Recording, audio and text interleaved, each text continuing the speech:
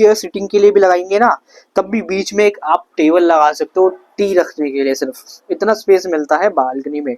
ये देखिए कितना अच्छा व्यू मिल जाएगा। अभी लाइट नहीं, आप देख सकते हो पूरा ऊपर देखिए, ऊपर तक आप देख सकते हैं, स्काई नहीं दिख रहा है क्योंकि देख सकते हैं पूरा जो पोल्यूशन है अभी अपने हाई पीक पे है, इस वजह से सनलाइट नहीं आ रही। जब मैंने पिछली बार आप देखेंगे मैंने शुरू में इनिशियल अपने चैनल में इसकी वीडियो डालनी शुरू की थी, तब आप चेकआउट कीजिए, वहाँ पे आपको सारी चीज़ें मिल जाएंगी कि कितनी धूप मिलती है। उसमें मैंने सिनेमैटिक टाइप में वीडियो क्रिएट की थी, वो देखिए चेकआउट कीजिए आप मेरे को। फिर गोल अगर आपको चाहते हैं कि ये वाली प्रॉपर्टी आप खरीदना चाहते हैं तो ऊपर नंबर दे चुका हूँ मैं पहले से ही, और आप देख सकते हो ऊपर भी फ्लैश हो रहा है, आप मेरे को कॉल कर सकते हो।